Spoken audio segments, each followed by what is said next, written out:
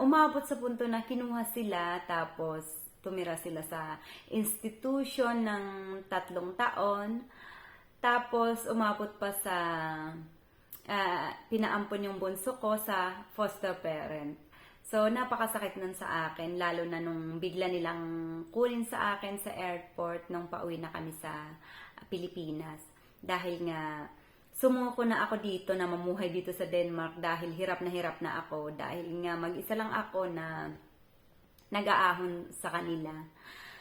Napakahirap maging single mom dito sa Denmark kapag wala kang katuwang at saka pag walang tumutulong sa'yo, ang hirap talaga. May mga kaibigan ako na tumutulong sa akin at saka kapatid na tumutulong din minsan. Pero napakahirap yung iasa mo or yung humingi ka ng tulong sa mga kapatid mo ng maraming beses kasi nga masasaktan ka lang at saka, syempre may private life sila.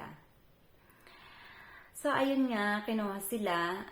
Syempre, nung time na yon napakasakit sa akin dahil imaginin mo yung anak mo lang na matutulog sa kapitbahay or yung mawala lang ng isang gabi na may pupuntahan, nag-aalala ka. Lalo pa kaya kung yung taon ang lumipas. Syempre, muntik na akong mabaliw. Siguro, kapag hindi na agapan, baka nabaliw na ako.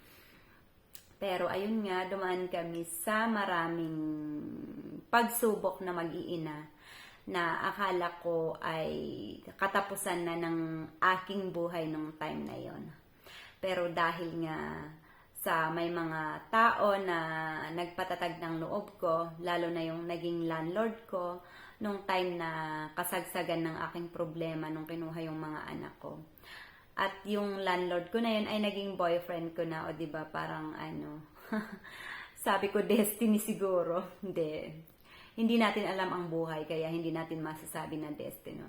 May nangyari hindi naman na maganda nung kinuha yung mga anak ko, pero kapag nandun ka sa sitwasyon na yon, masasabi mo na talaga na yun yung pinaka-worst na nangyari sa buhay mo.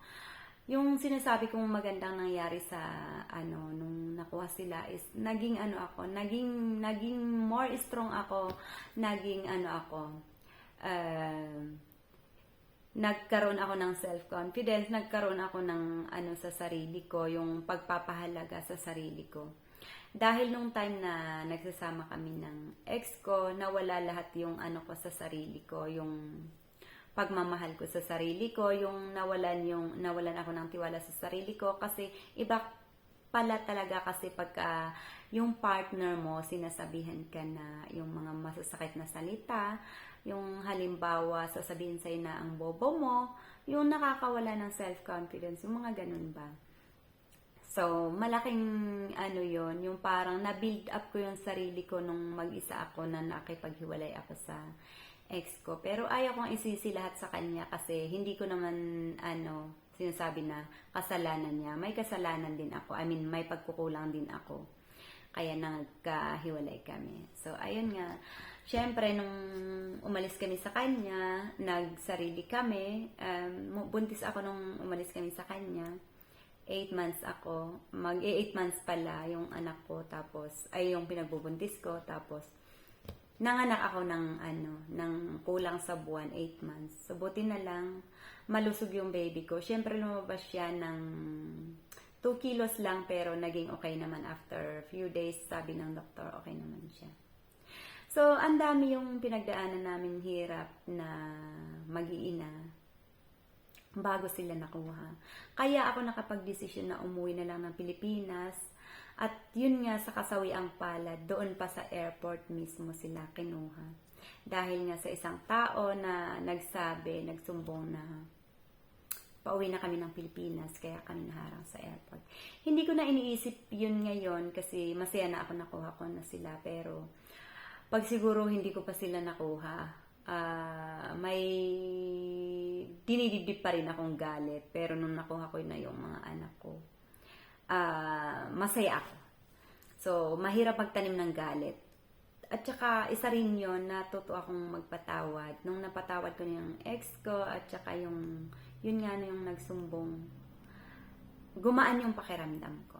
Masarap pala sa pakiramdam yung magpatawad ka ng buo. So, ngayon masaya na ako kahit na ang daming nasayang na mga time na hindi kami magkasama ng mga anak ko. Bumabawi kami sa ngayon.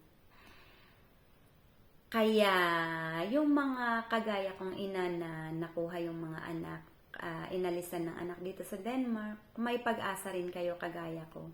Basta sundin nyo lang yung mga itinuturo ng yung mga professionals na sinasabi nila na nagtuturo kapag yun nga, nakuha yung mga anak mo, tapos dadan ka sa mga proseso, sundan nyo lang yung mga sinasabi nila. Pero, isa yung ko na may advice ko na hindi naman yung sunod ng sunod. Siyempre, pag alam nyo tama kayo, hey, ganito, ganyan, sasabihin nyo rin yung point nyo. Kasi, nangyari kasi sa akin nung time na lugmok ako at nung time na hindi pa nakukuha yung mga anak ko. Naapektuhan masyado yung yung mental ko pag hindi naman yung baliw ako, pero I mean, nawala talaga yung tiwala ko sa sarili ko. So, isa yun na nakapag down sa akin kasi pagka sa meeting at saka sa mga hearing, sa korte, hindi ako nagsasalita, umiiyak lang ako dahil nawalan nga ako ng ko sa sarili ko na mababa akong tao, hindi ko kaya, yung mga ganon. Kasi kapag nga sinasabi ng kapartner mo na bobo ka, yun nga, nawawala talaga yung tiwala mo sa sarili mo. So, yan ang masasabi ko na dapat sinasabi nyo yung nararamdaman nyo. Kasi ako dati hindi ako sumasagot pagka may mga meeting sa munisipyo at saka sa korte. Iyak lang ako ng iyak.